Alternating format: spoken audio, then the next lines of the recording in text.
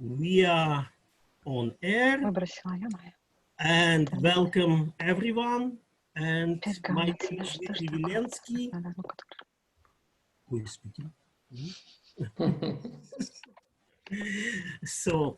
And this is a second iteration, second assembly, which I'm somehow mediating together with other members of Institute of Radical Imagination. And we are very happy to have you here in this virtual room in our School of Mutation. And today we have our invited guest, Jana Graham. I'm very happy that Jana is here with us. And the topic of this meeting become completely ubiquitous. So everyone speaks right now about care, even this institution who would before never ever heard this word now use it more and more. But at the same time, inside of Institute of Radical Imagination, I don't know, maybe it makes sense to say some few words about it. And maybe who could make it, I don't know, Sarah or Gabriela. Would you like to say just few words? Would be really nice, because I expect some people who didn't hear about this completely new initiative, especially with the school, but Institute already exists for 2 years, I guess. So is anyone would like to say, because I will be speaking to my, oh, Gabriela. Ah, okay. Oh, Mao. Sarah said she's in the bus. Okay. Mao, maybe you? I was not part of the care group. It would be Gabriela or Sarah. Okay, better. Yeah, I agree. Okay, I jump in. Thank you, everyone. The Institute of Radical Imagination is a group of artists, curators, activists, scholars. We gathered in 2017, and the idea is to create a think tank and space to think together and to develop discourses together. Over the last 2 years, we've been working mainly through actions interventions. So made every time in a city and connected with a center of activists to highlight discourses specific to those areas. And during the COVID, we kept on meeting online, and we started, of course, discussing and addressing all the issues that the urgency of the COVID emergency was presenting, those issues connected with the future of art, culture, survival of activists and artists, care and education. So at a certain moment, we realized that we needed to, and we wanted to share those discourses and address those issues to a broader group of thinkers. And so we realized that we were already in a way shaping the idea of the School of Mutation. Of course, the mutation addressed the virus, but also our capacity to respond.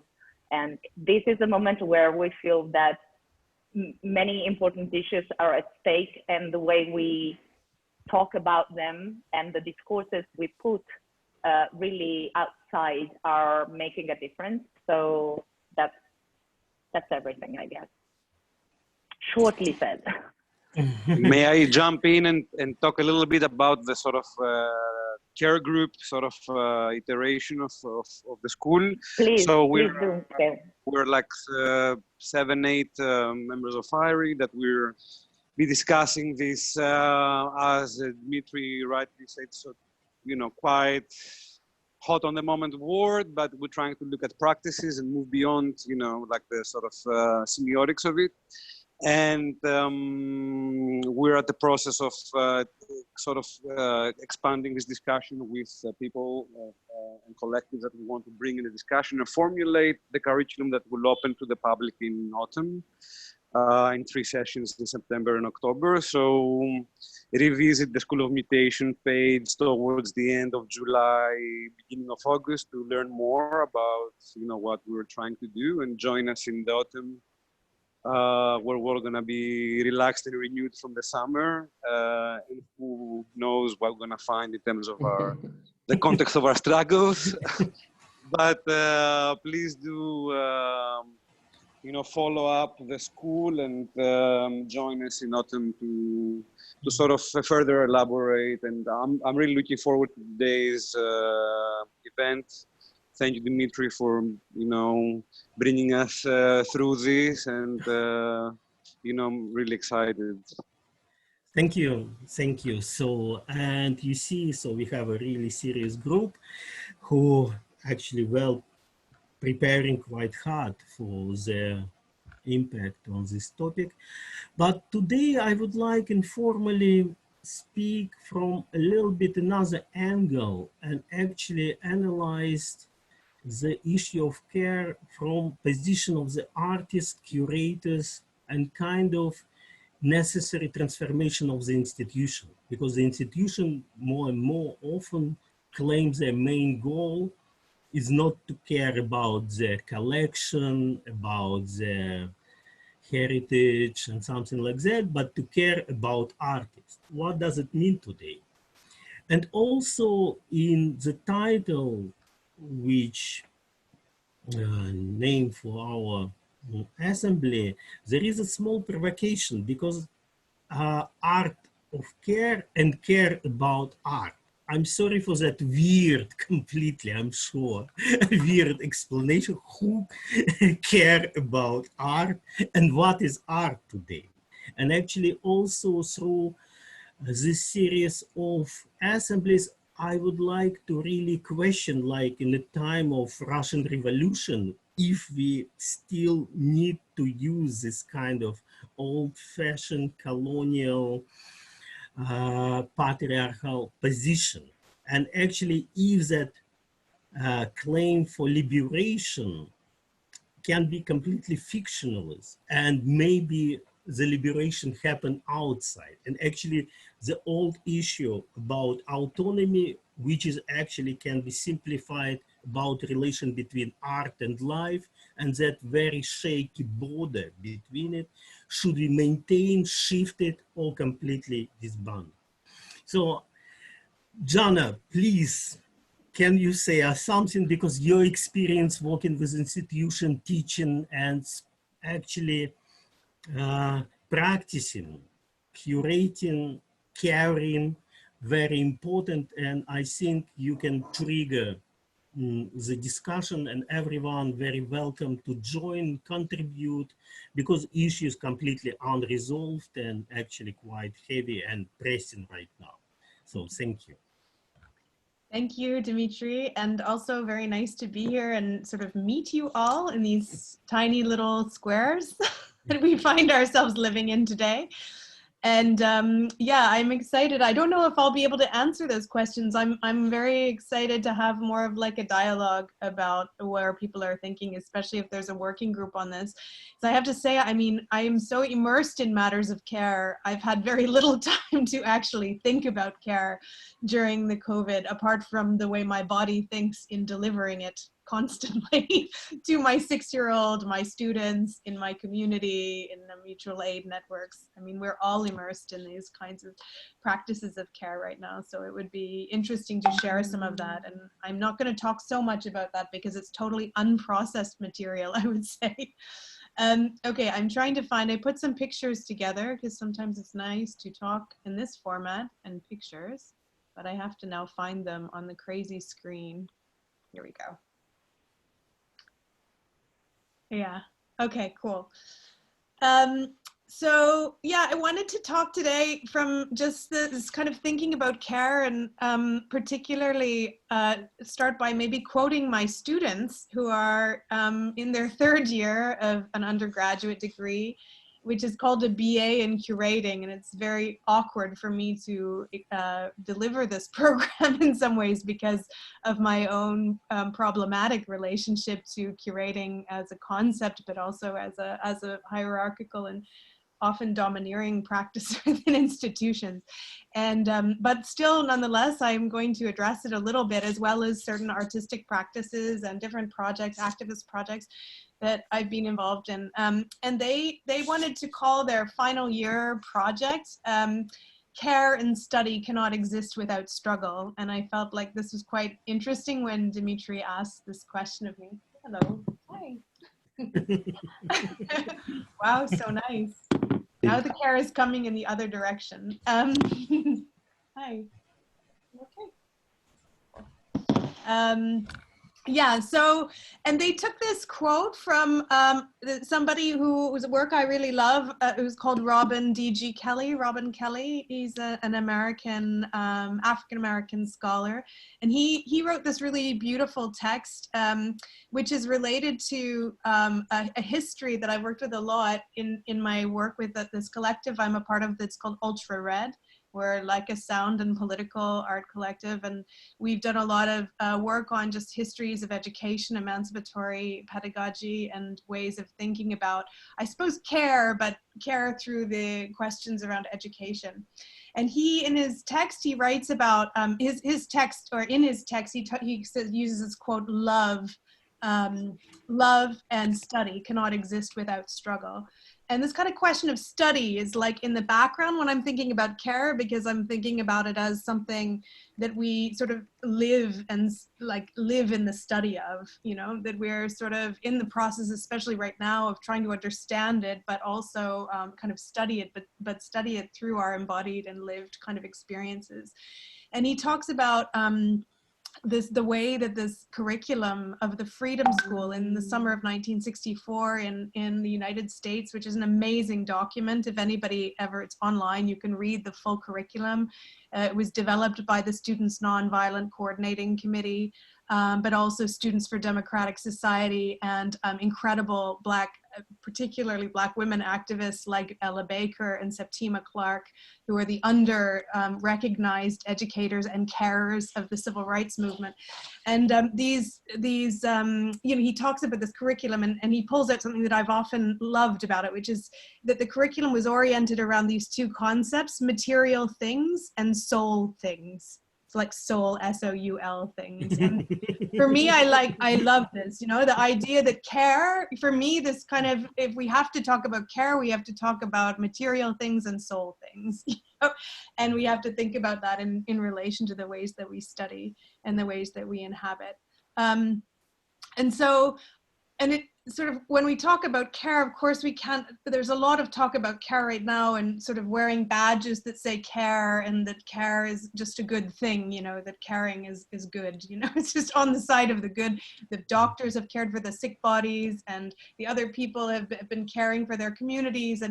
But we sort of forget sometimes that, you know, care is of course an act of love that's often, you know, talked about in those kind of positive, in those utopian and optimistic terms. But when we think of care in general, but also the care of the curator, we have to think about the legacy of surveillance, colonialism, and classism, and all of these other kind of horrible situations. And I wanted to kind of show an image just in relation to this, and particularly in relation to the text that Dimitri sort of assigned for us today, which is a beautiful manifesto that really encapsulates so many important points. But this is like from my own history of where I'm from, which is from Canada, and my own history as a settler colonizer. You know, from in that place, and what care means there, and what care means in relation to art there, and how that sort of shapes my skepticism and also my desire to understand better how care can function. So this is an image of 1947, kind of evacuation of Inuit communities that took place. The Inuit communities are in the Arctic portion of Canada, although we call it Nunavut.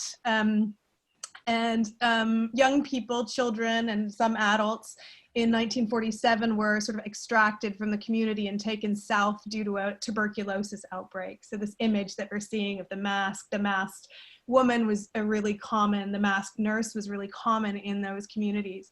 And people were taken to the south. In this case, this is a picture of a group of people being taken to what was called the SAN, the sanatorium. They were taken to asylums, essentially, that had been converted into tuberculosis treatment centers.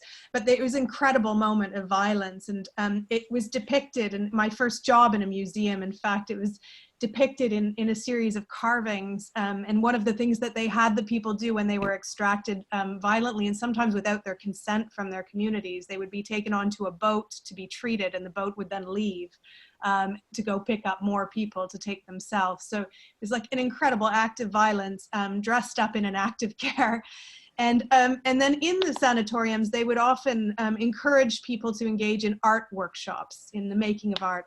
And in fact, in the Arctic in Canada, the introduction of art to those communities in the 1940s, in this sense, making objects for sale and for view in museums, was the introduction of capitalism.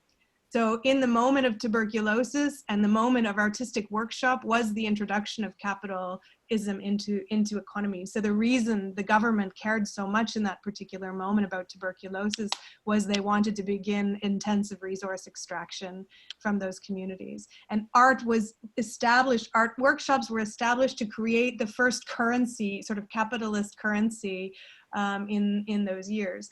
So when I encountered this image in these kinds of sculptures, not these particular ones by Uvili Tunil, but if you look at the images, you see, you know, there's these masked figures, and the mask is very sinister there. And I remember asking, what is that? What is the mask? What is that thing? Who are these characters?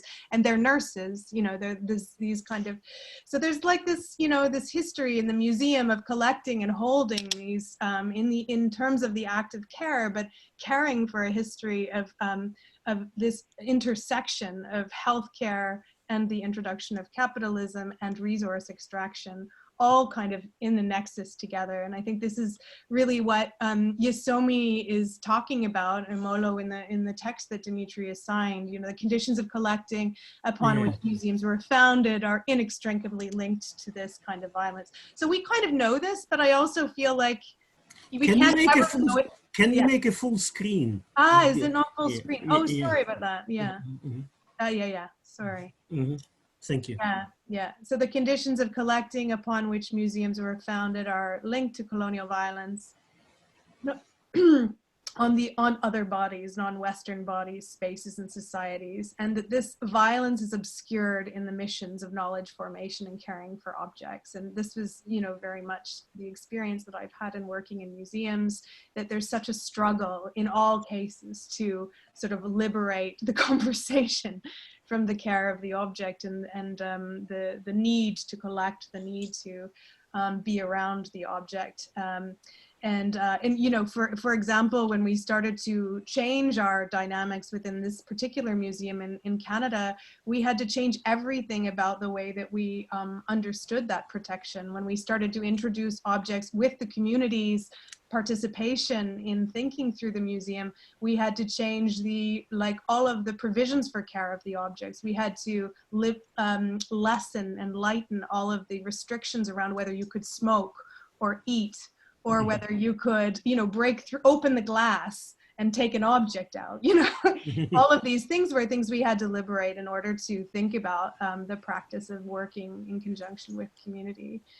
But then, of course, there's, you know, and so this important history, which I think is really we have to think about all the time, is the history of the already history that exists of attempts at decolonizing and liberating museums and objects from this tyranny of care, which Kate Fowle talks about as an inherent relationship between care and control. The care is about controlling bodies, controlling the bodies that enter into the museum space. And again, as those controls become the fixation of the institutions, we also know that what gets completely ignored is the care of the bodies who work in them and who come into contact with them. So you know, this text, I sent it to Dimitri, and maybe I'll send it to everybody else at the end of Yeah, this. I shared. Yeah, Great. Oh, on our list. Yeah. Oh, wonderful. Okay, so by Helena Reckitt, which is on sort of thinking about the question of care in relation to social reproduction. And social reproduction, so care isn't really a, you know, it's not a concept exactly. Care is a whole series of things that we do, and a lot of them are like really shitty things, you know, really oppressive things, literally shitty things, you know. They're fluids, and they're brooms, and they're dustpans, and they're barf, and all of this stuff that we have to contend with. That this is the stuff of care, and we don't, you know, in the quest to think about these objects and these spaces and they're making them pristine and making this experience, we always forget about the bodies who work in them.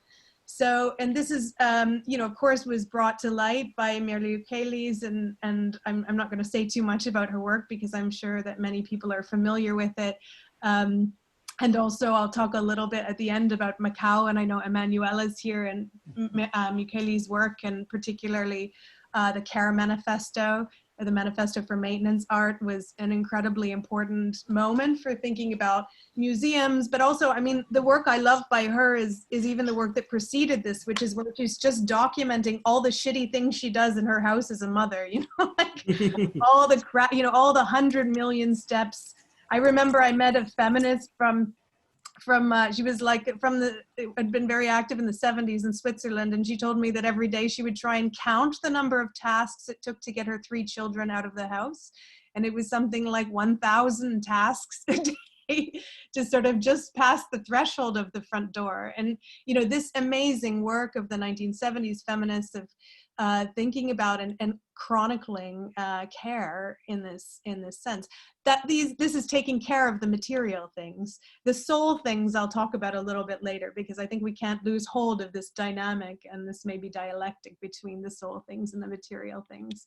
But of course, this has been really important in a number of different discussions lately. For me, it's been, and maybe Mao also, because he's from a similar place to me, but the question that that Ukeles asks is who cleans up after the day after the revolution?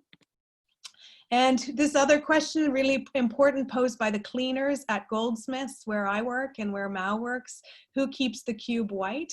Who are the people who are keeping that space pristine? And so I've been really transformed in my labor union organizing work, I suppose, by this campaign that we had on our campus, which was, you know, just highlighting the fundamental contradiction which exists also in art galleries of the way in which we speak about radicality, and we speak about all of these concepts like care or emancipatory pedagogy or whatever. And our sites that we're working in are cleaned by people who are outsourced and working below the minimum wage and from migrant conditions which are completely hostile. And at Goldsmiths, this was a very fundamental contradiction, you know, that we had this kind of labor practice going on at the same time as we were all theorizing and talking about our radical politics. And it was like a contradiction that had to be addressed. And in some ways, it was about material things. It was about living wage and insourcing, and this struggle was won to some extent because the workers now work for the institution rather than as outsourced workers and are part of our labor movement at the university. But it was also a soul thing, because to work in a place that lives in that state of contradiction makes people sick. And it was making the students sick as well as us as workers, you know, to work in a place. And we maintain this illness right now because there are many other contradictions. But this one, the centering of this struggle within our struggle as a campus as a whole, rather than a side project, was fundamental to our rethinking about how we conceptualize care within social struggle of a campus.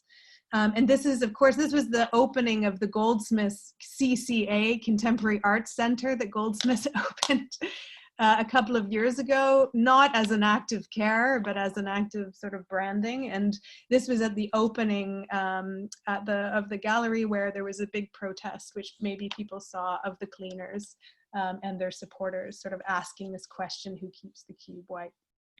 And who keeps the campus white? And the whiteness is also a kind of issue on many fronts, isn't it? It's the whiteness of the cube, but it's also the whiteness of the people who maintain the cube, and as a sort of white space.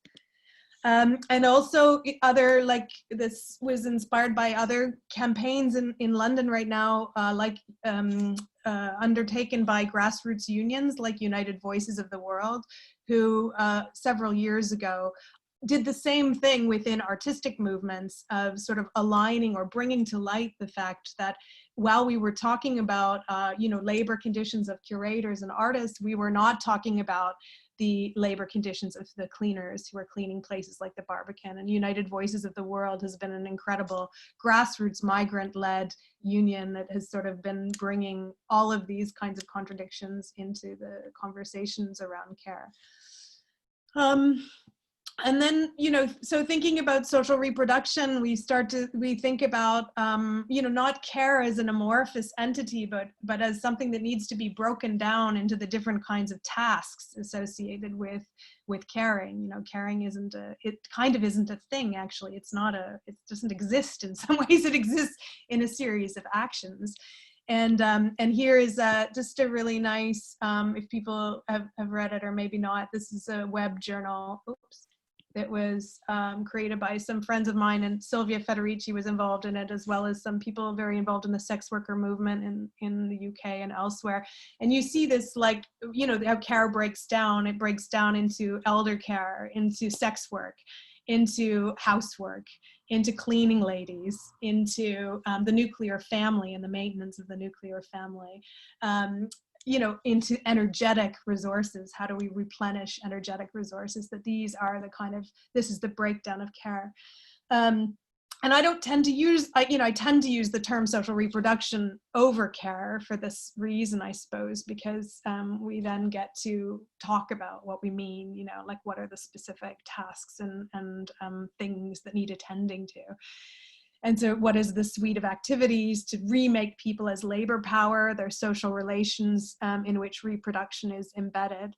And but there's two kind of sides to this thing about social reproduction, because on the one side, it's incredibly oppressive. The practice of extracting or abstracting and sidelining, segregating care work or social reproduction work from every other kind of work from the public sphere was a violent one, and continues to be one, and continues to bear this marker of violence of sort of who does it.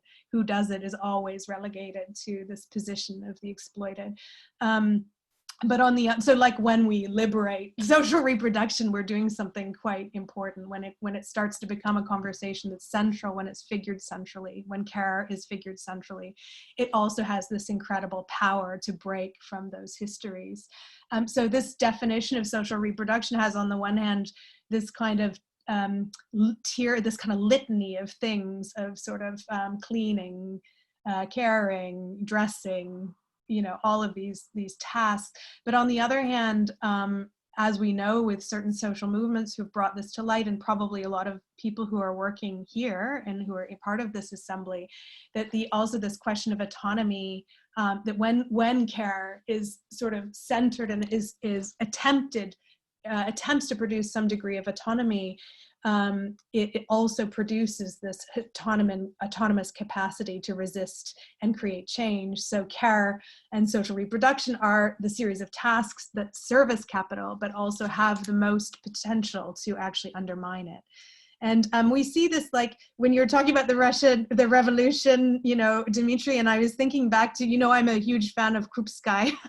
Krupskaya's writing, which you always roll your eyes at, but she has this really lovely, amazing conception in some of her writings of social reproduction, of thinking about schools and social reproduction being far more centrally located within schools as a creative act, as the liberation of a kind of energy within the institution. And I think this is an important thing, that it's not only about placing sort of the cleaning at the center, which we would understand as a kind of drudgery that we all have to then administer.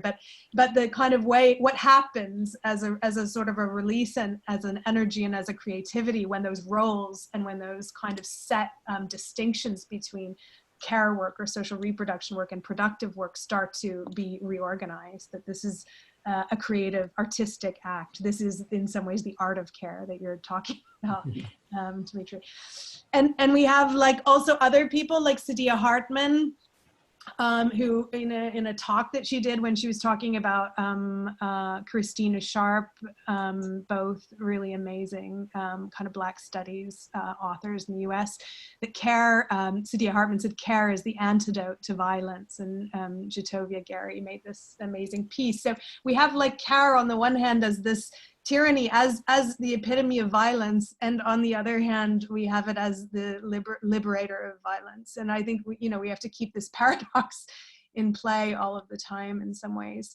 And so Yosomi Omolo, in the text that we read for today, she talks about we have to relocate this question of care onto the institutions themselves, into how we reorganize work and how we reorganize life in such a way that the social reproduction and the sort of care of bodies and the care of lives becomes the central gesture, the central kind of fixation. And this is sounds like a nice idea, but actually what does this mean? Cultural institutions, this is a proper, revolution of some kind. This is the absolute opposite of what happens now. So I wanted to talk about just examples now. I'll just rattle through some examples of different ways in which this maybe could happen. I mean, of course, Emanuela is here, so I won't say very much about Macau, but a lot of us have looked at Macau as a really important example of a new kind of formulated cultural institution, taking Ukele's maintenance manifesto as a core organizing principle, not as something to look at or think is like a nice idea or teach about, but actually to embody and live as a practice of thinking about how social reproduction can play a very significant role in the sort of conceptualization of an institution, but also how it runs, thinking about the basic income, which I know you'll be talking about, in the social wage, which you'll talk about tomorrow, but also thinking about, how do we practically organize ourselves in assemblies around the work of care, which is so unevenly distributed in cultural institutions, and so violently unevenly distributed, and so much the cause of so many stresses and illnesses of people who work in these spaces, both on the level of the material and on the level of the soul. The soul things. So here's, I don't know if people know about this group called Manual Laborers. When I worked in Nottingham recently, like a few years ago, maybe 4 years ago now, and at Nottingham Contemporary, which was, another one of these Goldsmith-style contradictory institutions, which has a very interesting program, exhibition program, very, political, people would say, I suppose, always looking at questions of ecology or racial justice in the program.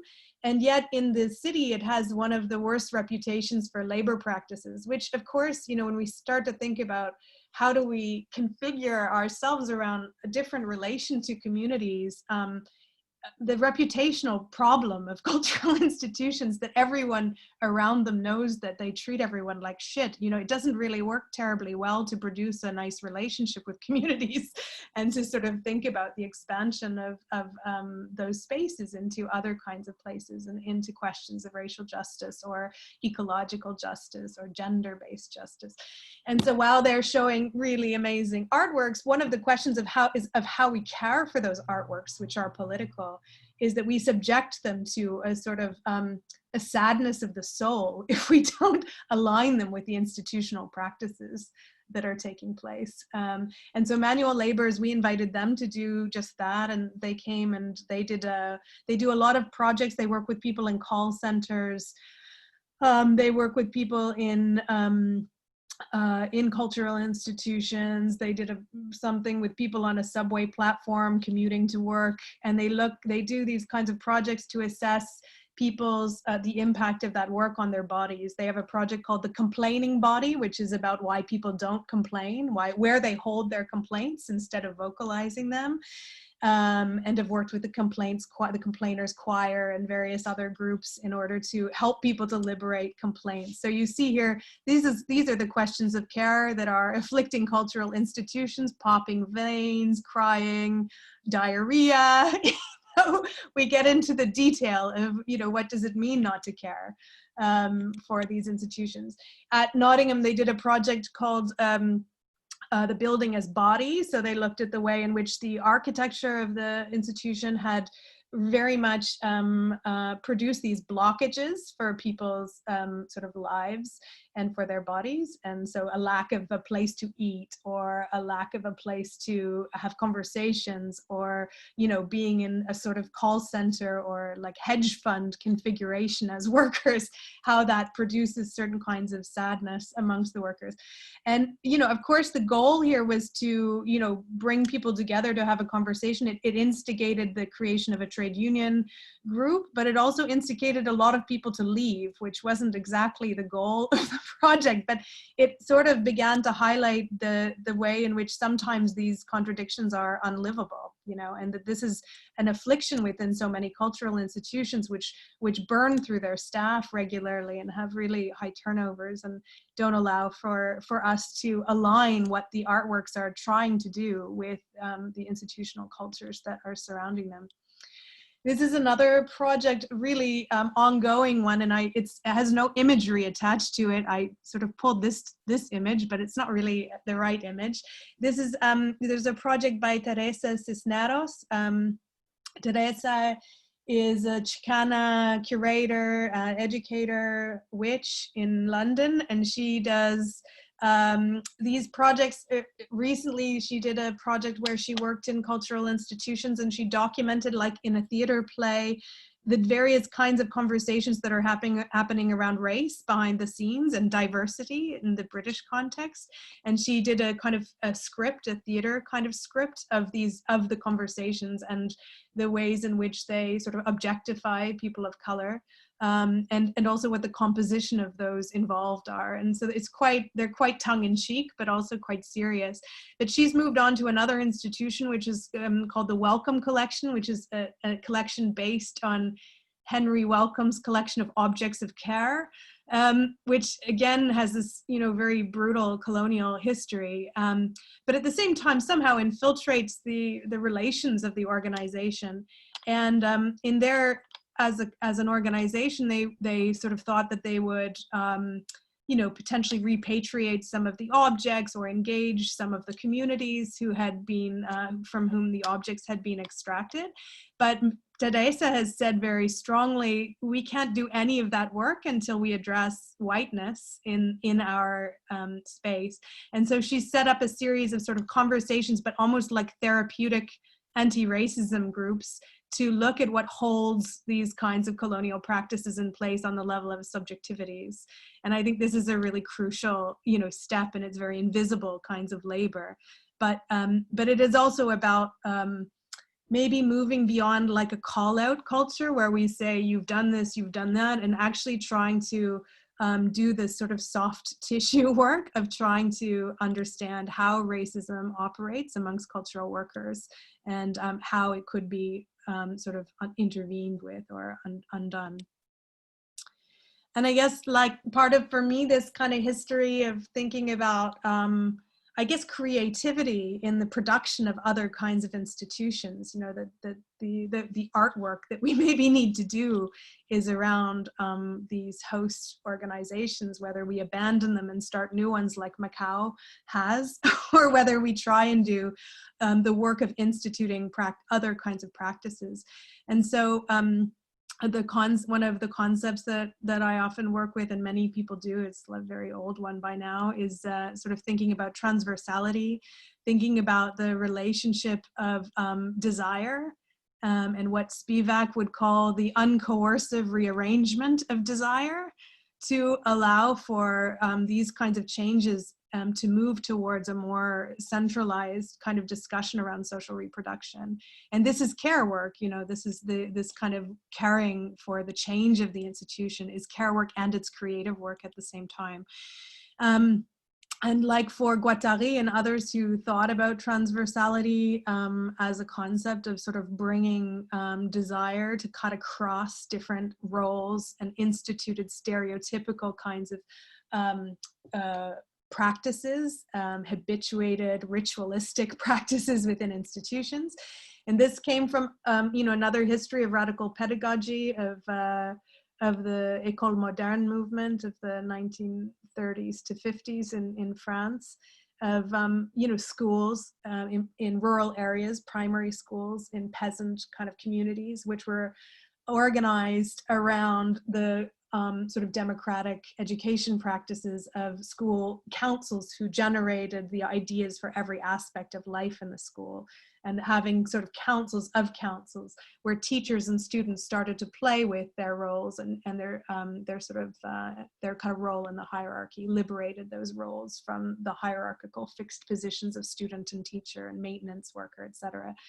And you know, we probably, many of us know of this practice in the Laborde clinic, where they, when Guattari was a practitioner and activities coordinator in a psychiatric institution, invited everybody to use this kind of thing called the grid, to invite people to change their roles, you know, on a regular basis. So the cleaners would be working with patients, the doctors would clean, although that's a bit of a myth because I think very few of them actually did, but as I've interviewed some of the people involved, but in some cases they did. You know, that people, that the so-called patients became the drivers, they sometimes became the art teacher, you know, that this kind of liberation of roles was the way to produce care in the institution, that the care could not ever be just the care of the patients by the doctors, that the only way to care for the illness of the institution that produces mental illness was to change these kinds of, and shift these roles. And I'm getting towards the end now because I know I've taken up lots of time.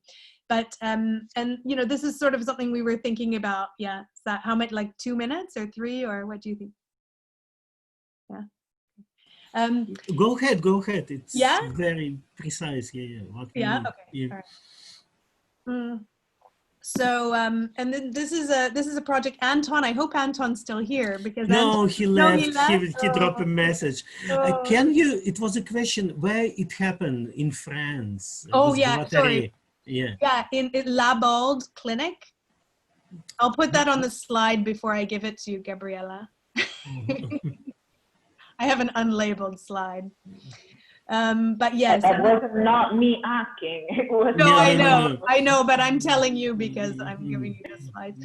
But yeah, the Laborde Clinic, which was a clinic that was I mean, I can say a lot more about it, but it was a clinic that came out of, was a sort of founded by Jean Ury, who studied with Toscaé, who is the founder of institutional psychotherapy and was the trainer of Ury and Fanon and also Guattari. And so he was, you know, kind of they together came up with this idea of institutional analysis or institutional psychoanalysis, which was in some ways a response to traditional psychoanalysis and the role of the therapist and the patient, and trying to liberate that role in order to liberate language, but also to sort of think about the fact that these power relations are not fixed, that they can be altered and manipulated, and that shift in power they often described as creative or aesthetic. The remaking of the institution and the roles within it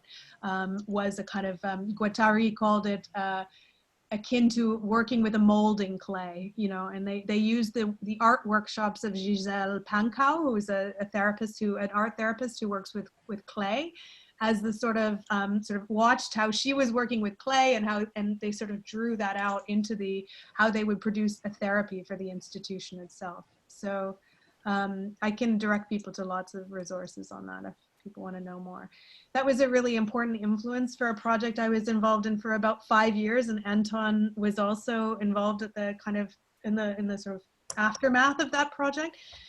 which was with the Serpentine Galleries. I mean, that's who funded it. They had, you know, obviously they don't care so much about projects. So, you know, you say at the Serpentine, a little bit at the Serpentine, but basically they paid for it. So, and helped us to fundraise the money for it. And this was a project where we worked in care homes. So we worked with in older people's context. So either the older people's homes, or programs set up for older people.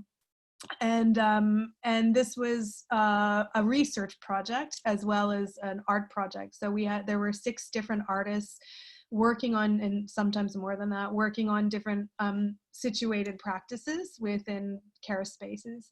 But at the same time, we were analyzing and documenting, and wrote a research report as well as a series of essays in a book called Art Plus Care, A Future. And one of the things that came out of that project was just this kind of question of desire, because one of the things that we realized was that you know, the care spaces that we were working in were, of course, like we would say now of most care spaces or spaces designated for care, that care becomes incredibly and increasingly impossible. You know, that the places most designated for care are the ones in which caring is, you know, nearly impossible due to the kind of you know, neoliberal economic rationale that governs them. You know, that people are on, you know, for example, in care homes, people were on rotas such that they couldn't build relationships. They were shifted all the time to different kinds of spaces, so they couldn't build relationships.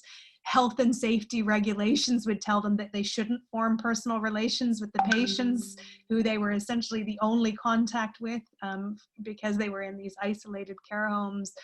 Their own desires as workers, the care workers are, you know, are not meant to bring anything of themselves into the spaces. They're meant to deliver a series of tasks without, you know, without the soul things. And you know, every bit of care is broken down such that it becomes completely administrative. But actually, when we started to look at it, we started to think, and I didn't do this thinking alone. I was working with a design and art and design collective called Abake. And we started to look at the way there was a mirroring taking place between what was happening in art galleries and curatorial and other staff who were meant to be caring for the objects in the communities, and who were so bogged down in the various like production cycles and the intensity of those production cycles that they were unable to care about anything that they were working on. And this disabling of care was taking place equally or at the same time in the art centers and in the spaces designated for care. And so we started to do a project where we mapped desires between the patients, the workers, the care workers, and the art gallery workers at the Serpentine, and started to like rearrange these kind of working groups around different desires. So, you know, one working group wanted to make cakes. So we like made a research project together on making cakes, but through that process, people's roles started to shift. You know, the people who were the patients became, you know, teachers of the cake making, and the carers became, you know, apprentices, and the cultural workers were no longer putting things on the wall, etc. So there were a whole series of things that were going on around shifting roles, which had a really interesting effect. In terms of those spaces and just in terms of like ongoing, just ongoing ways in which people could start to think about the work that they were doing. And there was some kind of like degree of also legitimizing those desires, you know, and those practices of collectivity that was taking place through that project. And this is another one. This is a project was developed by Barbie Asante, who's a colleague at Goldsmiths, but also someone I've known for many years. And she's an artist who's worked in South London within different communities for many years. And she started working with this older women's group that was called Inspire. You know, all of these groups have these funny names. And she started to work with them, and their interest was in, you know, they were very upset about the market, the local market, and it was a working class market, and they were largely working class women, and but they didn't like the market because it was so full of immigrants, and this was like the ongoing narrative was the market needed to be saved and preserved to the way it used to be before all of the immigrants came. And she started to work with them are in this kind of Spivakian, uncoercive rearrangement of desire to unpack what it was about the market that they wanted to save. And the market was undergoing like about 6 different versions of gentrification. They were trying to turn it into a kind of wine and cheese bourgeois kind of hipster market. And so Barbie started to work with them on like how they could map, you know, this desire for the market to be the way it was onto the actual, you know, history of that market, which was that it had been a very important space of working class people meeting, but not only white working class people. There was this whole history of people of color working in that market and building up that market. And so she sort of brought that to light, but also she made a really amazing kind of summit where she brought traders who used to be part of a market traders union across London together to talk about their struggles and the history of fighting against this kind of gentrification of the market over years. So these women who had started essentially as a group of, you know, older racists, you know, interested in like you know, whitening the market, became anti-gentrification activists alongside, you know, the traders who are now mostly from African communities and who are immigrants. And so these kind of like shift into, you know, this is kind of, you know, in some ways care work, you know, this is how we sort of think about how we move from yeah, this kind of these spaces where older people are kind of just thrown and left to their own devices and prejudices in many cases, and sort of turn these into spaces that can be activated and turned into more transformational kind of sites. This was a carers congress that was developed with care workers and cultural workers kind of coming together to chart, and older people who are in care coming together to try and think about how we could organize ourselves differently in terms of just different ways of organizing labor such that we weren't so divided into these kind of separate spaces, and also to talk about actually our labor conditions. And finally, I just wanted to talk about this one project that I'm still involved with, which is in Nottingham and elsewhere in the UK, which is about sort of thinking about the relationship between care and language, and how you know, there's a certain way in which the stories of care are told, which reproduce the kind of violence of care. And particularly, we're working with a group that's called Global Sisters United and a few other refugee groups who are have been talking a lot about the tyranny of the sad story, how the kind of dominant narrative of sort of caring about immigration is to do with the sort of sad story and the passage that people have made, and this kind of tyranny of a story which always has to start with you know, a sad journey and ends with a kind of wonderful, you know, thank you and story of gratitude towards the United Kingdom, which is treating them with violent racism. And so we developed a series of theater pieces in communities around trying to shift, to liberate other kinds of narratives, i.e. like the narrative where immigrants and refugees get to talk about how shitty their treatment is, but also to start to develop kind of different kinds of care narratives. And we created a newspaper that was called The Double Standard, which is about sort of different ways in which refugees are described in public culture. But one of the things that we started to work on is, you know, what would the care, if there was a care section of the newspaper, what would it look like? You know, how would it read? What would the stories be like if it came out of the kind of technologies of care that are being developed in communities who are trying to survive racism, basically? And like all of these different technologies came out when we started to map what care actually meant, you know, within communities of struggle, and particularly communities that are facilitated by Black women in Nottingham. And they were talking, you know, they were talking about the sharing of childcare, the sharing of meals, the mutual aid around birthday parties, and have set up a kind of mutual aid doula midwifery kind of group now that they're using as almost like an invisible theater to infiltrate the healthcare system with a different kind of set of practices, of care practices. So this, I think, you know, this is a really crucial kind of question around how does care get narrated in public culture? And we know from right now, I mean, I don't know where other people are, but in the UK, there is such a strong kind of almost patriotic relation to talking about care in this moment. And how do we like build other kinds of narratives and other discussions, other languages and other sort of technologies of practice that allow us to break through those kind of patriotic care narratives and their violence and into something else. So I'm going to end there. I mean, I just wanted to show these strange images, you know, that we're coming across in everyday life, that the Mellon Foundation in the US is shifting from arts funding to a funding of social justice. Or here, the Queens Museum in New York, which is operating now as a food distribution center in Queens. Like, how do we conceptualize what is this moment gonna kind of push us into? And I guess one of the things that I'm really hesitant about is just any kind of general conversations about care in the art world, you know, because, you know, the Queens Museum can be doing this and another one is laying off all of its staff, starting with its cleaners, you know, and if we generalize the conversations, then we aren't able to specifically attend to these kind of specific tasks around social reproduction and how they're being attended to.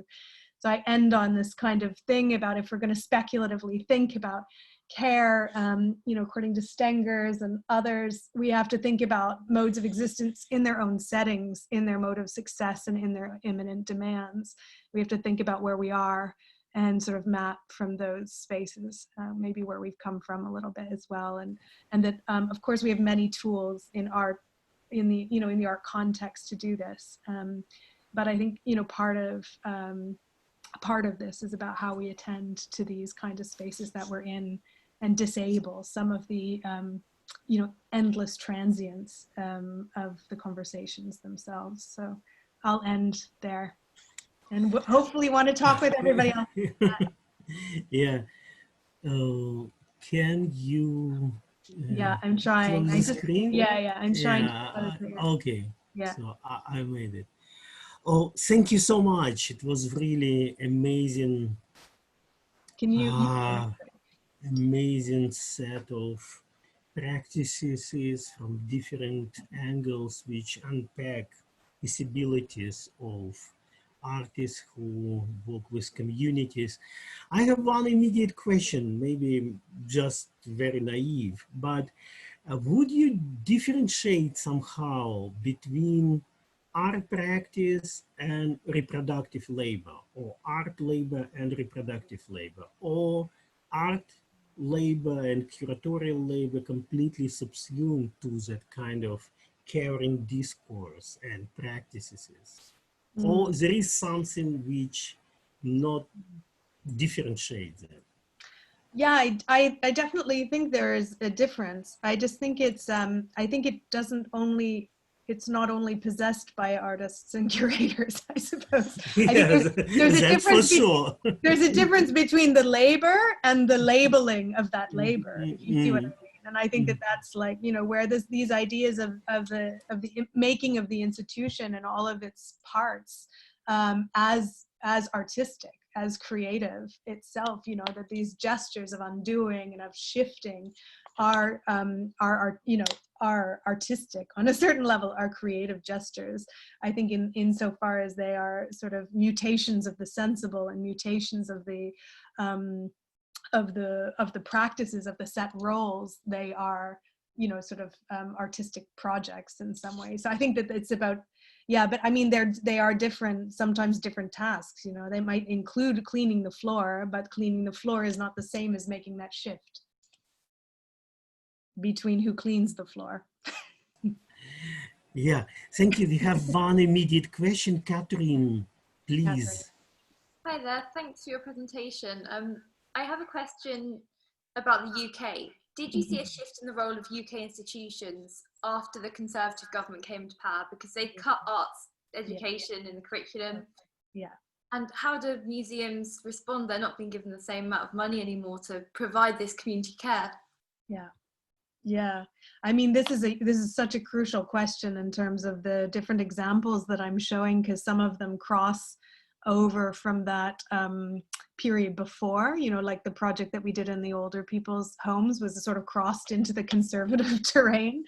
And I mean, I think there's a couple of things that you could say in response to that. On the one hand, like you could say that, yeah, funding dried up, but the general orientation of the institutions to that work didn't.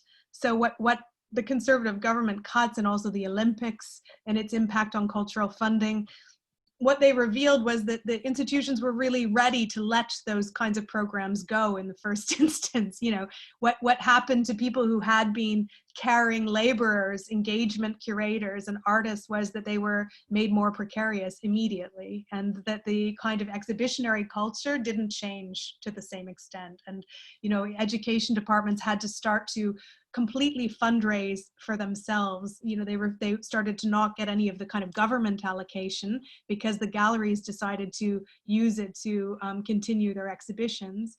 And then what the result of educators and education departments having to raise their own money was that they became very much a part of the logic, these kind of care logics of the state, which are really to do with, you know, outcome-based sort of 5-week, very short projects that might somehow be on the way to ending Alzheimer's disease or something like that, you know. And this kind of rationale and instrumentalization became very, very difficult to sustain any kind of arts practices that would do this kind of shifting work, or this more troubling or long-term or critical, I suppose, work. So I saw a really big shift in that in arts institutions, of a real conservative settling into the kinds of art practices that were then allowed to be involved in sort of community-based practice. So yeah, I mean, I think it has a huge impact, but in some ways the institutions sort of always saw that as their sideline project, and that became really clear, even though they constantly talk about it as the most important thing that they do. You know, this work of care of the community. But may I have one more small question? What do you think of Tate Exchange in Tate Modern in London? Because that's trying to provide a social platform. Yeah. Again, you know, like, it has some of the people who use it in the communities and activist groups find it useful to get some profile, but it hasn't made any significant difference to the institution and how it's organized. You know, it's on the side, and it's a compensatory gesture because, you know, we know who's kind of at the top and who's involved in the Tate, and it's run extremely hierarchically, and its staff can't even speak about it critically in public without feeling really scared. So I don't think it's dealt with all of that, to be honest. But I do think, you know, of course, communities and groups and activists, we all find different ways of using institutions, and so there's never only one story and this kind of hacking and rearranging and making use of them is, you know, important creative practice, and sometimes I guess the only thing available, but it's not the ideal, I suppose. Yeah. Okay, any more questions? But actually, I think there are some people who might really contribute. Oh, Mao, raise a hand. Mao, please. Yeah. Oh, you got to turn your mic on. Yeah.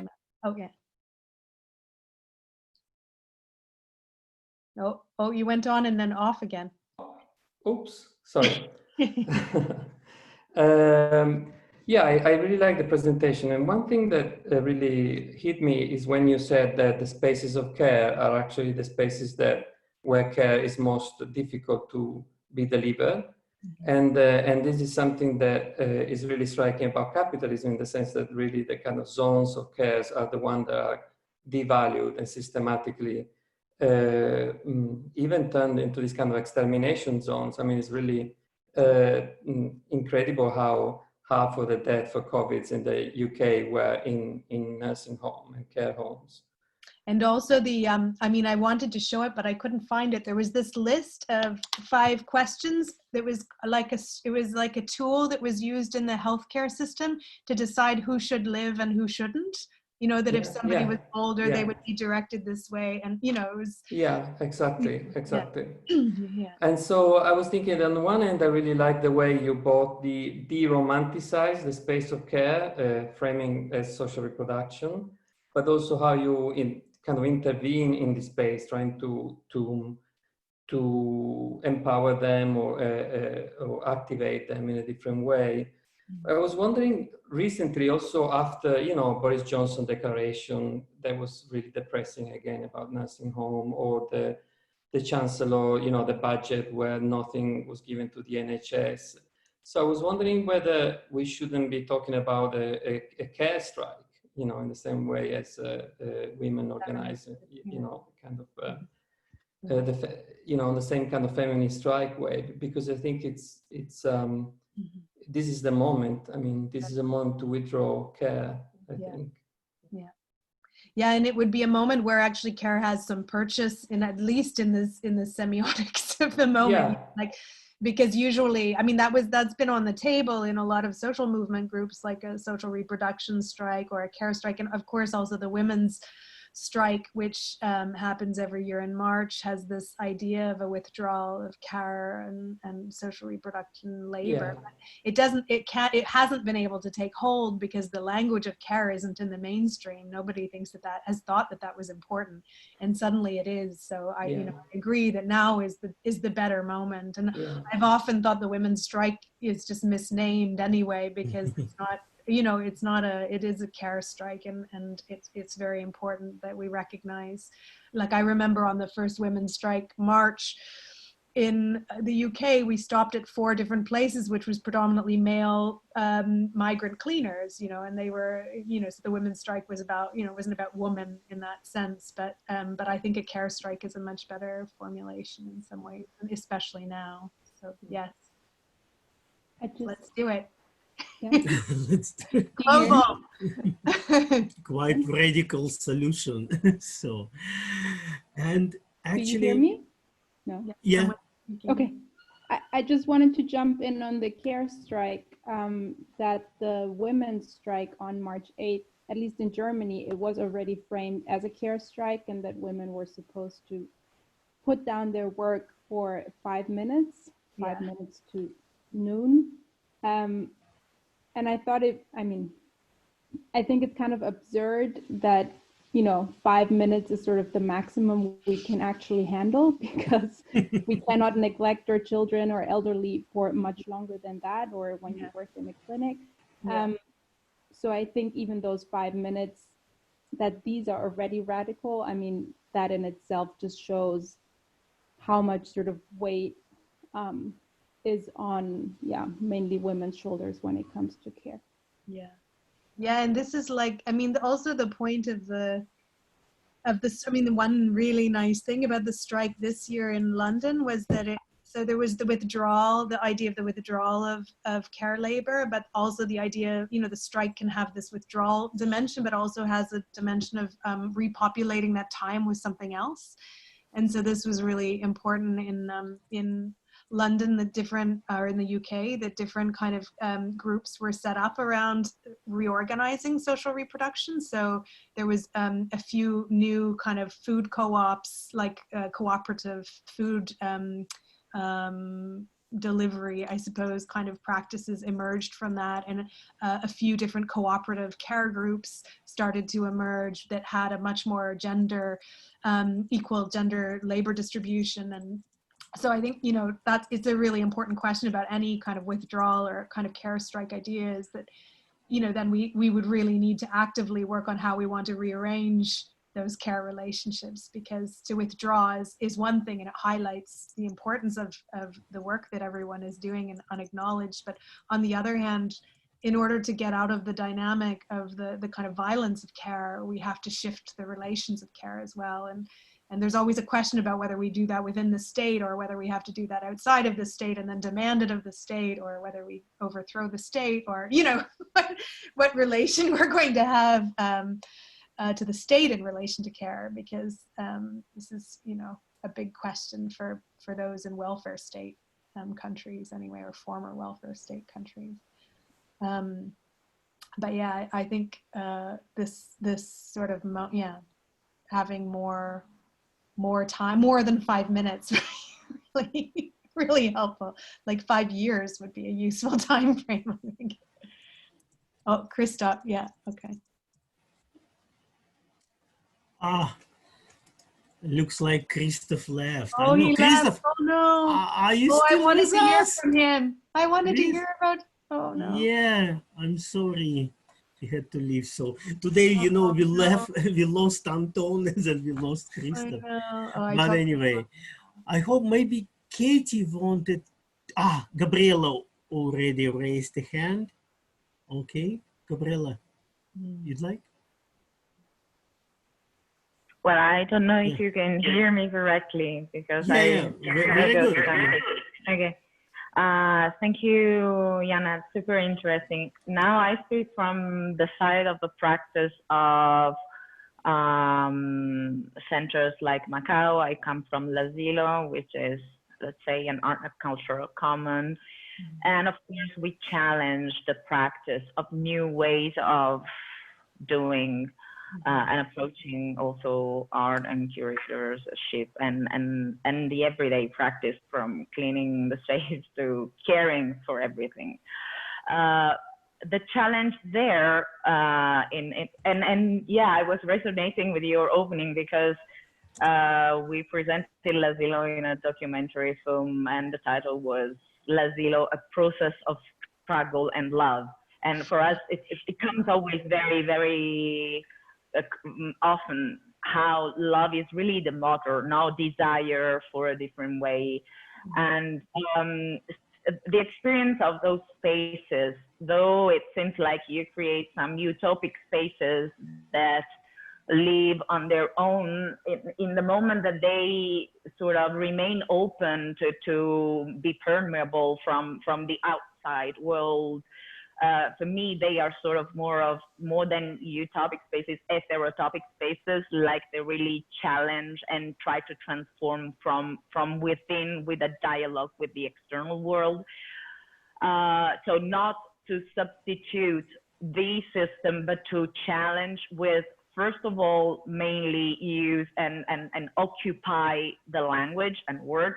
So how we address and call things. Now care is the reoccupied, institutionally reoccupied territory that is a threat. I mean, it's a risk.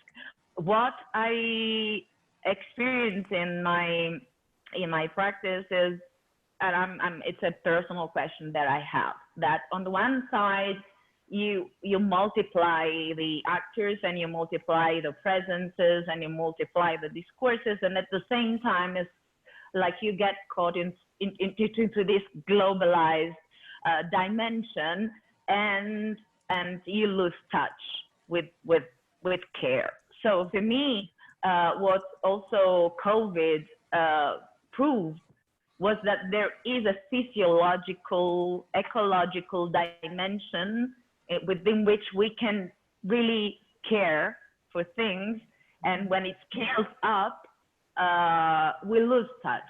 So we really miss the opportunity to care for things. So even when we have meetings and we conversate, like there is one obvious online, the more the better.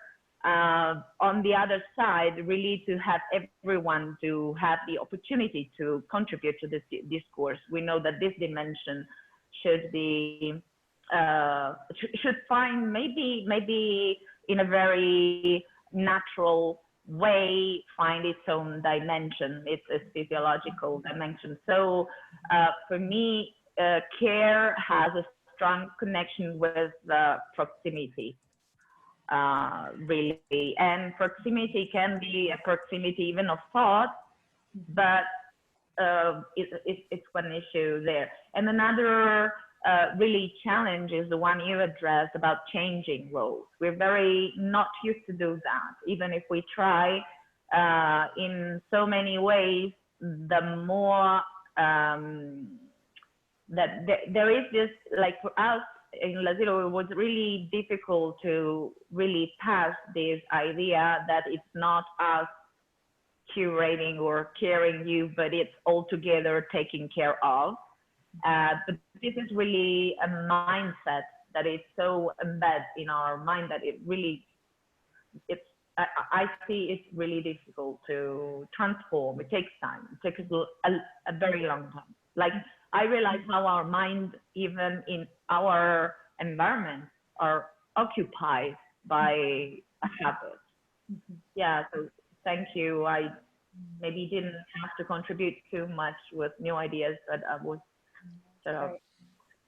Thank you, Gabriela. But right now we are really sharing different experiences, and I think it's really important. I have already three people already lined up. So, and first, Katie Chukhrov. Thank you so much for joining us, Katie, and I really would like to listen to you. I have to unmute. Hi, thank you for the lecture. I have a very short comment. Because I drastically disagree with this enhancing of the importance of care, like everyone talking of museums turning into asylums or into hospitals. I think it's really a very wrong direction. Well, first of all, to remark that curing and caring are different different words, and they have different semantics, because curing is an active medical knowledge and intervention into curing, whereas care is a more expanded general social practice, and it's a very important practice. But when we talk about aestheticizing care, or when we talk about intervening into the museum by means of social reproduction, do we ask where is this radical conceptuality of art? Do the feeble who need care not need this conceptuality? Why do we think that the feeble need only care? This is one thing. Another thing is, when we talk about care, it means that we only concentrate on healthcare, childcare. So care is something that is extremely necessary, socially necessary, individually necessary, and personally necessary. But it doesn't show us the path and the leap from feebleness to empowerment. Right? So we also need this leap from feebleness to empowerment. If we extrapolate care work as the ideological outline for our present work, we must forget that there should be more active, not soft emancipation, but hard emancipation actions. And at the moment, we are not in the situation when care can be really efficient and effective, because we are in the situation of the civil war. And in the situation of the civil war, you need not only care as health care, but also quite militant and military action. So I was thinking, if we only confine everything to care, whether we lubricate those ruptures in which we find ourselves socially and in many other senses. So I would add to this lexicon of care such words as, for instance, not instead, but additionally, enthusiasm, compassion, sacrifice, empathy, involvement, devotion, social organization, duty, mobilization, and necessity. Because, I mean, even if we talk about care, care will not be efficient if it doesn't organize logistics and bureaucratic routes of organization of this care. And it's also a Leninist question. For instance, I was thinking, I want to help those people who don't have special equipment in COVID in Russian provinces. I cannot do this alone, right? So we need some social kind of mini infrastructure to channel it. So organizing these infrastructures is nonetheless important, and ultimately, socially, these infrastructures should have juridical power and bureaucratic power as well. So in the end, the ultimate goal is that care is a duty. Not necessarily I personally decide to take care, or we are enthusiasts of our community and not confining care to community, but generally if we have like the duty for socialism or the duty for communism, care becomes part and parcel of the social duty and citizenship duty as well. But of course, when we do not have this, the question is how we bracket care. So whether it is whether it is more productive to bring care as superseding artwork with the social work. But my idea is that it's more productive to be cruel, not to lubricate things and not to show people that we care, but to show all the cruelty of the reality and to bracket care into those areas of sociality, away from museum, away from radical work of art, where the artist is the warrior for the truth. And artist is not health carer. Our artist is a warrior for the truth. So bracketing the care work into especially citizenship-oriented organized work. So this is my statement.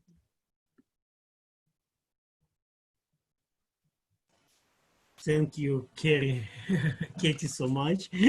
Actually, it's a very kind of Russian position. I think many people inside of our group also that kind of imagining that kind of very Leninist type, but unfortunately right now we are quite far from this kind of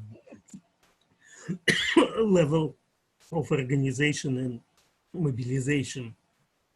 But same time, yes, that my question was also kind of in the same direction, because I think for me, what is at stake if we really manage and need to keep certain kind of radical negativity and autonomy of art, which actually in the text which we read was kind of criticized as a false promise, kind of false promise of modernism, or how we can transform it into something else, which actually what Katie said, actually keep on much deeper mobilization and changing the social structure, because right now looks like many people speculate it's a kind of, we live in a time of revolution where many things, monument topple down, but at the same time the core of system is not even questioned, it's a capitalism. And so the role of care in the moment, for example, that radical negation of art during Russian Revolution was quite understandable. It was really kind of break and qualitative leap into completely another imagination of humanness and humanity and so on. But right now, what this kind of rhetoric means outside of radical revolutionary movement. So I guess, I don't know, Katie, if I add into your comments something or just elaborated, but yeah, that kind of my concern at the moment. And also, as you, John, perfectly also shows, there are so many misuse and speculation which really make us kind of depressed, I would say, in many ways. So, but let's a little bit move forward, because there are actually more voices, and actually I think Nikolai wanted to say something. Nikolai, you still Yeah, with us? I did want to say something. Yeah, Nikolai And from our collective, yeah. yeah, and I have a direct response to the beginning of Katy's speech, because I completely disagree with her analysis of the semantics of the cure and the care, because it comes from the same Italian word.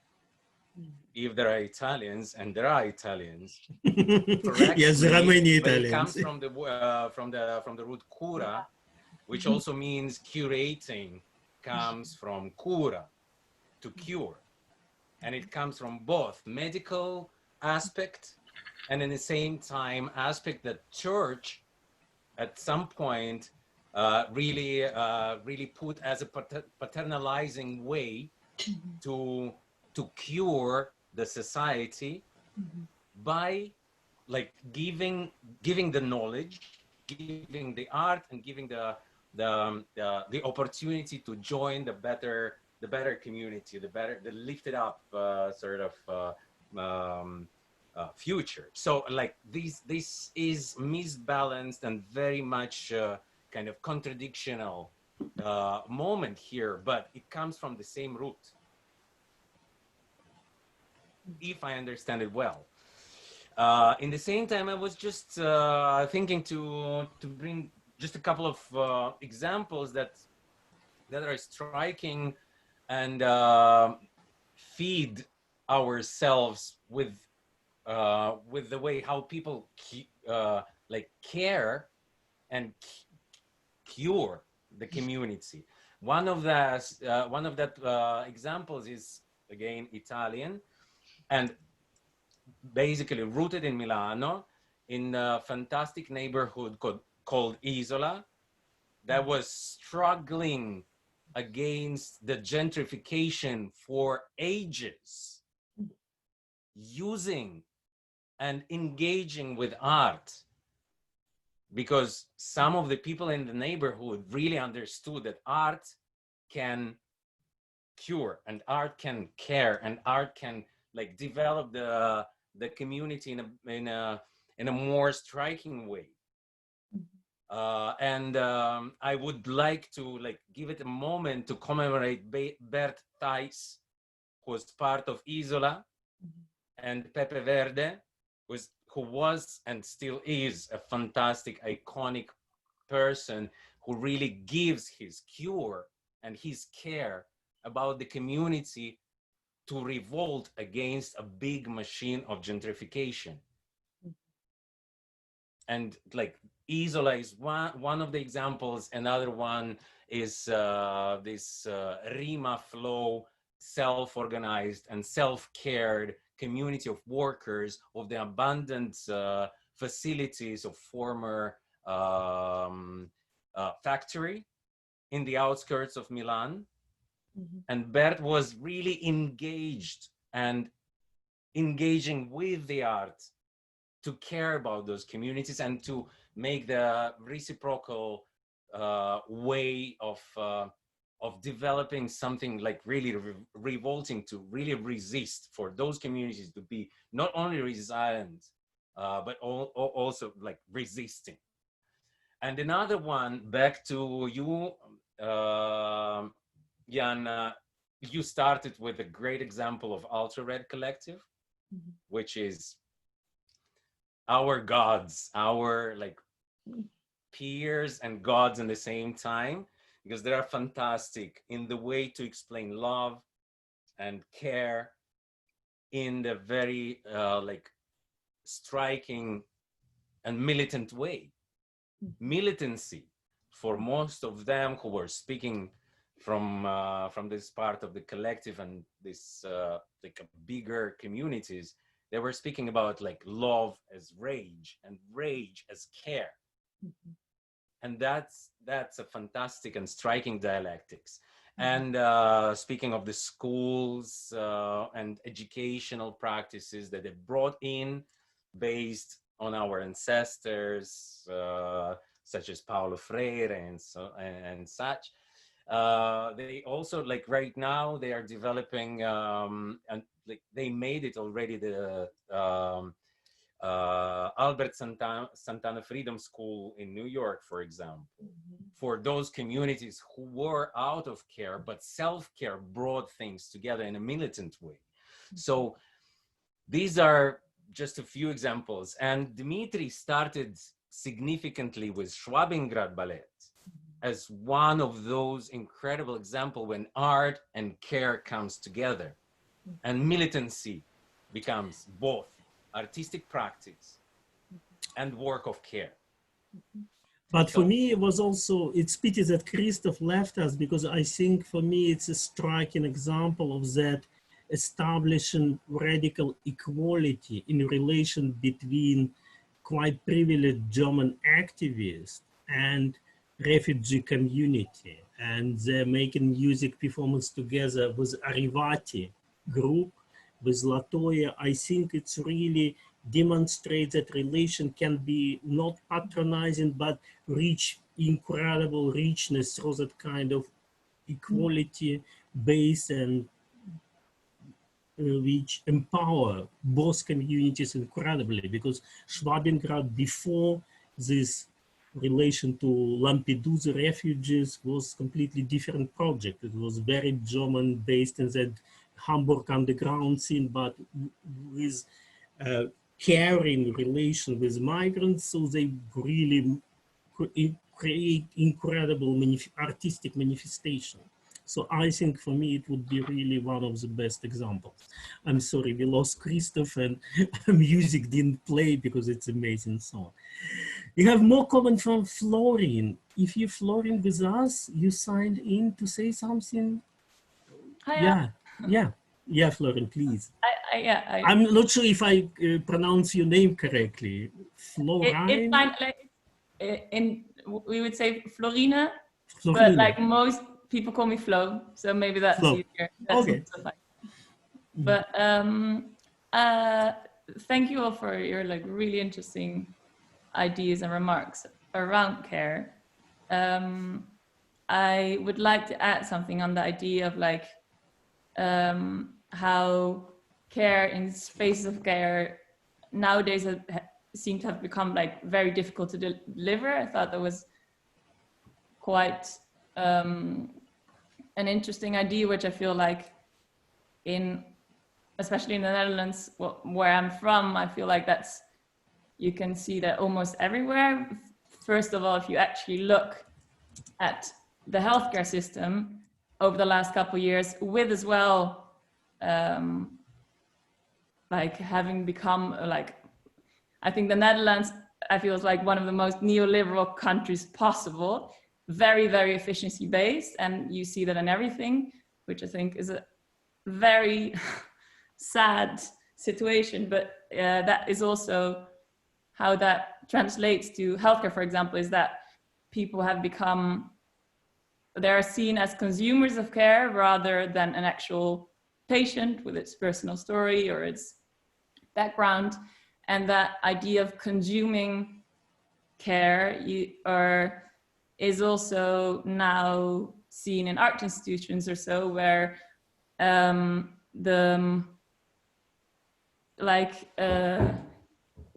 funding for art institutions is now depending on basically acts of care or like their social programs.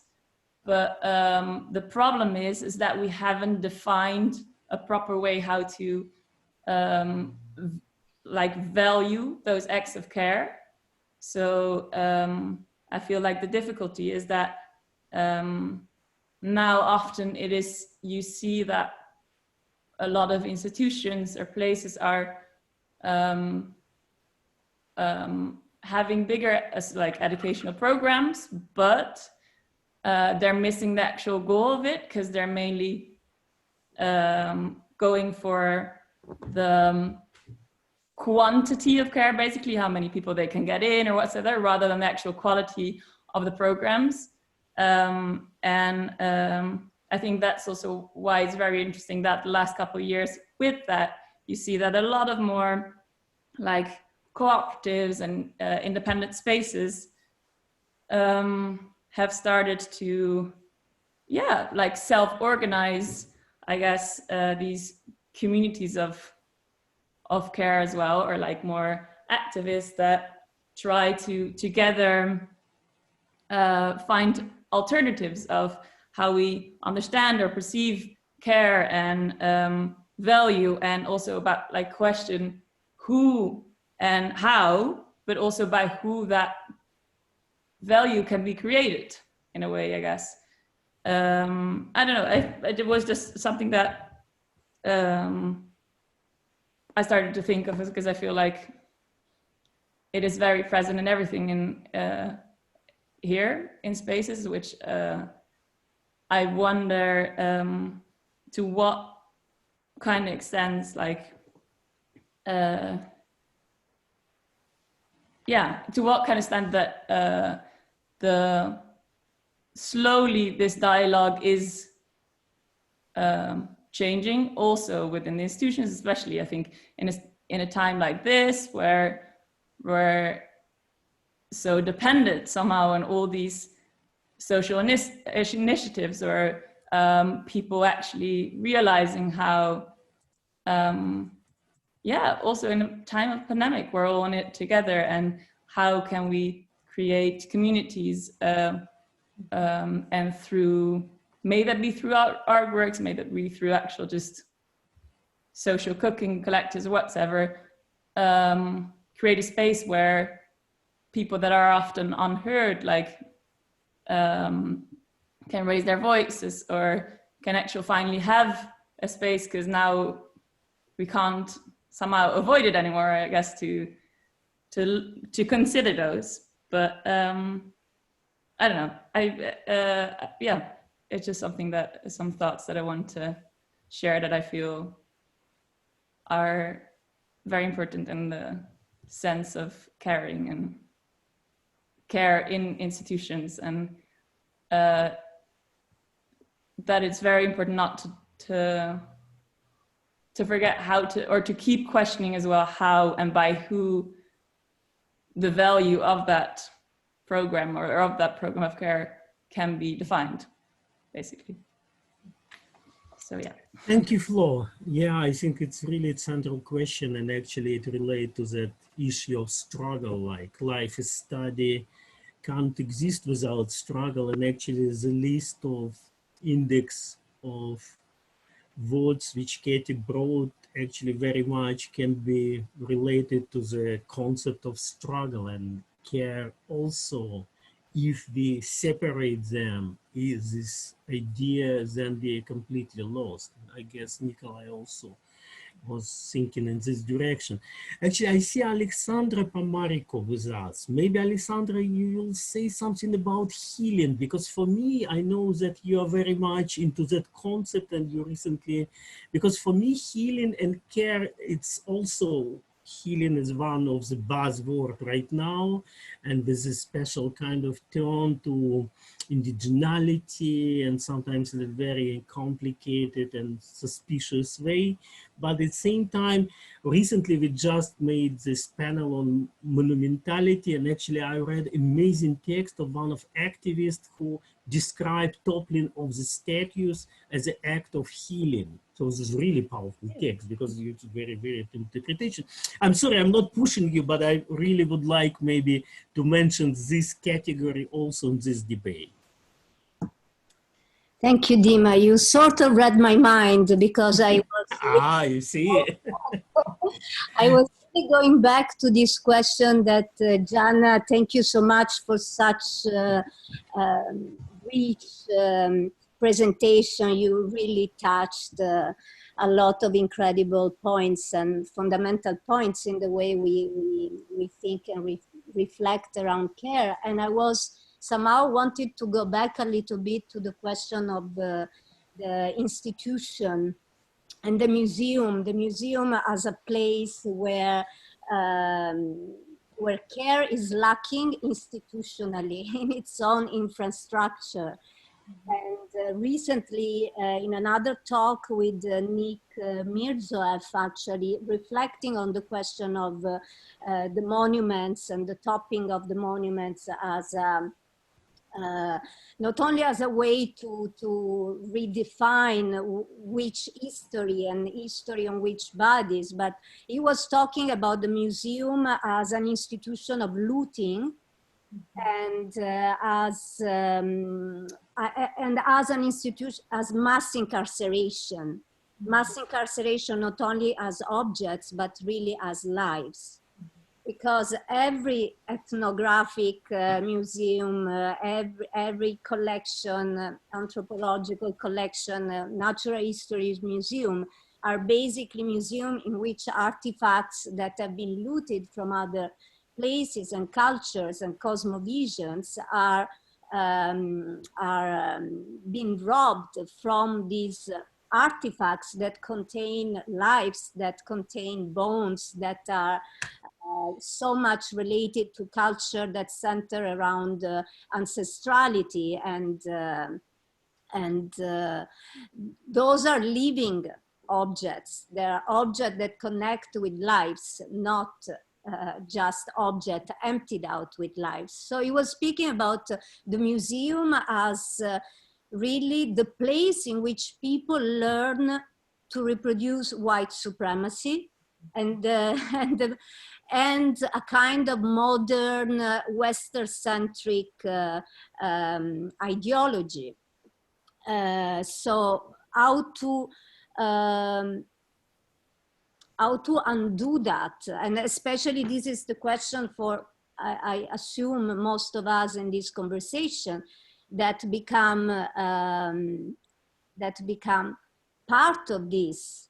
You know, if we don't question this very root of the museum as a place of looting, as a place of mass incarceration, as a place where, as you said very well, even the relationship with the workers, and sometimes even in our own collective, we need to admit that the work of care is often racialized or genderized, or you know, that there is somehow discrepancy of value more certain productive work rather than the leg work and the work behind the scene that is done in order to bring. So yeah, this question, I think, around instituting and institutions of care is very important, especially when we move and we try to organize our own institution of destitution of commonality, of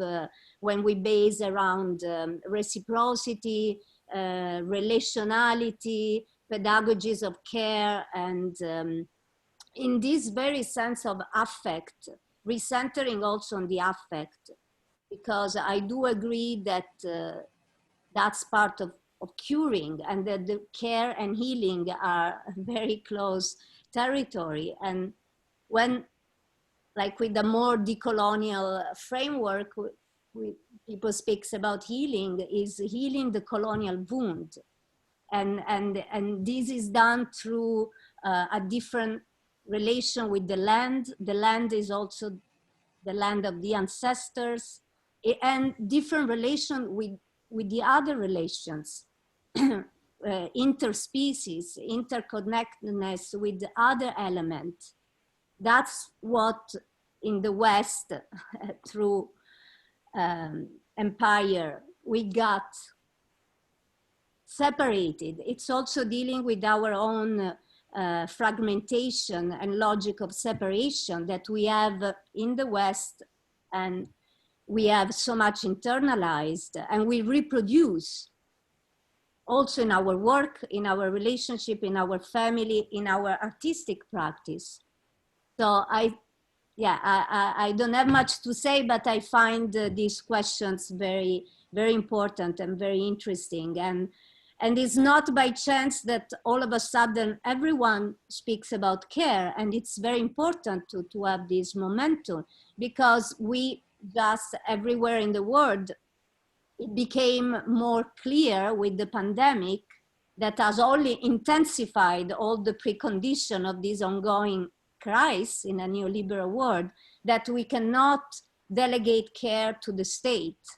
It's something that we need to take really on our own hands and reinforce those capacity of caring and healing, and really within a project that is outside what's there. And of course, we are not yet there.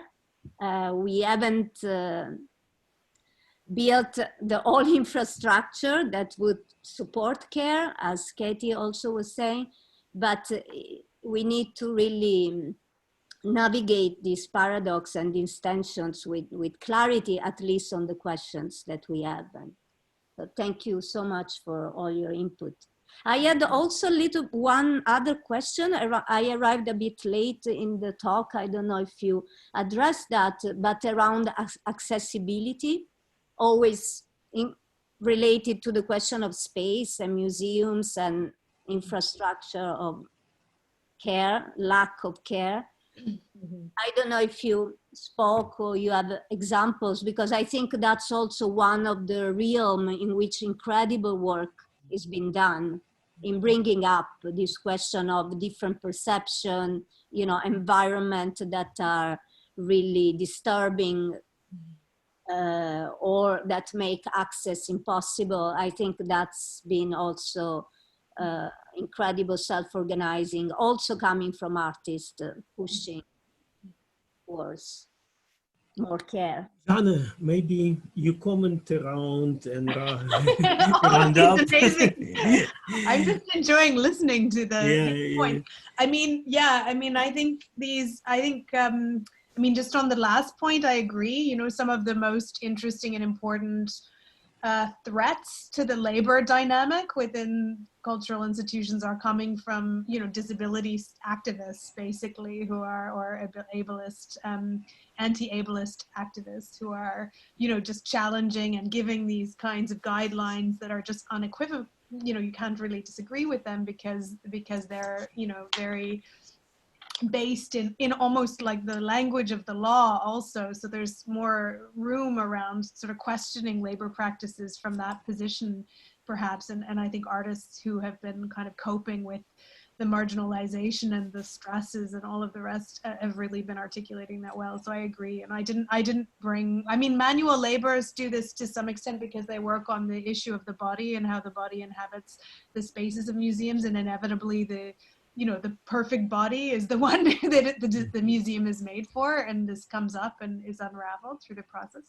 But I wanted to go back to just this question around the militancy and the rage in our work in Ultra Red, but also in what you're talking about. And because I think this is like this kind of question about, you know, and this really speaks to how do we develop care, you know, these kind of care networks that are trying to rearrange relationships, like you were describing, Dimitri, you know, trying to, you know, bring a level of radical equality into the work, any work that we do as curative on a certain level, but then how that by necessity, you know, produces an antagonism, you know, like it is in the antagonism that the curing comes, you know, but the antagonism is at different registers, you know. On the one register, it is antagonistic to change a relation of care, which is supposed to be hierarchical and level it out. And that's maybe a less visible kind of militant act, but it is nonetheless an incredibly militant act. And in Ultra Red, I mean, one of our big projects, about 10 years, oh my God, 10 years ago now, so long ago, was that we, you know, we worked with a very important radical anti-racist organization that had, by virtue of its funding, turned into a charity and had started to replicate the relationship of hierarchy and sort of paternalism of the very organizations that they were working against. And that we started to develop, you know, ways of speaking, listening and speaking between the different agencies. And that was incredibly disruptive. I mean, it was, you know, there was a kind of militant, it was a militant gesture because it, you know, people were very enraged that we would, not in the love enraged kind of side, but enraged that we would touch the power relation, you know. And then on the other hand, there's the more, you know, I was thinking about a group of students a few years ago who well, we were on strike. We've been on strike a lot, and we were on strike, and the students came to the picket line every day, and they called themselves Solidarity. They made tea, and they set up a sort of solidarity space for students to become involved in this antagonistic picket line labor struggle. And the students afterwards, when we were sort of talking to them, they said, we've been depressed, we've had this, had mental illness and depression for years and years, and this is the first time we've actually felt like we're doing something useful to changing the world, and we don't feel depressed anymore. And I think you hear, these two things are incredibly related, the sort of healing dimension and the militancy. It doesn't always heal, it sometimes burns us out, but it does have also this capacity to kind of keep us alive as well. And so this move, Katie, you were talking about the move from the feeble to this sort of moving of care, from the caring for the feeble to the shifting of agencies from those who need care to those who are on the picket line, who are on the front of the struggle, who are lobbying, whatever they need to at the government. Like this is artistic work to some extent. I mean, this is what artists do. So and can do. And when I was thinking about Barbie's project of working with a group of sort of women, racist older women who were left to just sort of sit in their problems and be taken care of, and turned them into anti-gentrification activists in solidarity with migrant workers. I mean, these are important shifts, and shifts that actually work so profoundly against the way in which the right is taking up those kinds of spaces where people are feeling depressed and sad. And I mean, in England, and I'm sure other places, this is the feeding ground of right-wing groups now, and right-wing activists is the sad people sitting in their care groups or their organizations feeling feeble. I mean, this is the breeding ground of the right. So it's also crucial that we kind of attend to and make those spaces militant, or find the sort of not all of them, it won't be possible in all of them, but I think it is really, really crucial. Somebody else said they wanted radical love as part of the struggle. Yeah. Oh, Anna has her hand up. Oh, and Dimitri, your microphone's off. Yeah. No, I just wanted to say that Saskia was before, then okay. Anna, and please watch, because we actually try to keep ecology of the digital meeting distant, try to limit it to 2 hours, so let's slowly, wrap up. Yeah. Well, Saskia, please. I was going to say that I think our responsibility is to break, as artists, is to break with the hegemonic rating of care, because it's deeply violent by itself. So yes, I'm reading the word resilience. For me, it's a little bit problematic, because I think it's kind of a trap. Like, we have to fight against pain, and care is one of the many layers of this, but in no case it has to be a surrender. And yes, we have to heal, or we have to be in this like we cannot forget also, like okay, we are artists, and we have like sometimes this capacity of being in a power place, but healing is also a work we have to do, like without forgetting to fight the cause of our guns.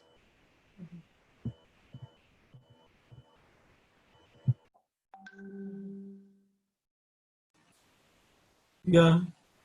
Yes. I will briefly, I'll try to make a quick question, maybe, I don't know if we can use it to wrap up, I don't know. But Jana, I really appreciated that in your presentation on care, you actually also really focused on violence as this part that we cannot neglect, and that really sort of troubles the field of care, and that is sort of inherent to it. And I also want to touch upon something that Alessandra has been talking about, sort of how infrastructures need to be rethought, and sort of these processes of healing. And in my own cultural work, I've been thinking about caring infrastructures, and maybe that could be thought of sort of as an antidote or some sort of response to these systemic violences that we encounter in cultural institutions, as a way to sort of counter mechanisms of exclusion, of marginalization. But then, because we are within these systems of the art world, of cultural institutions, when we work sort of with an ethic of care, we also tend to fall into the traps of sort of invisible, feminized, underpaid labor that are also part of the field. And this is also, Jenna, you quoted this of Helena Reckitt, of curatorial labor also being, this sort of very precarious feminized labor. So the question is sort of, how do we get from the systemic violence towards a caring infrastructure within the art worlds without reproducing sort of the pitfalls of social reproduction of care work as this precarious, invisible, undervalued work? I don't know if it's making any sense, but.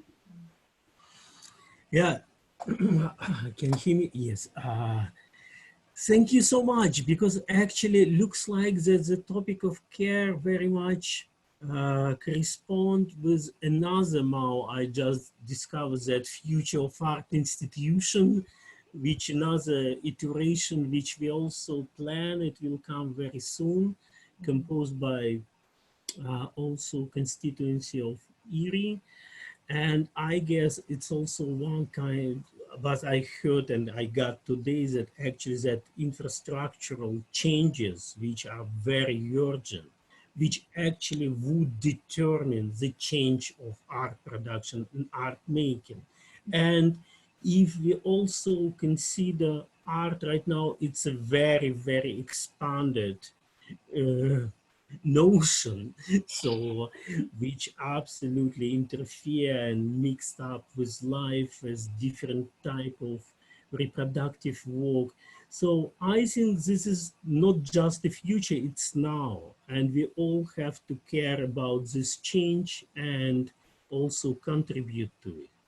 So I don't know if anyone would like to say anything as a comment, and if not, I would definitely say thanks so much to everyone, and especially Jana for that amazing contribution. And I'm sure it will be continued through here on different platforms, and our care group will prepare a series discussion and practices of care.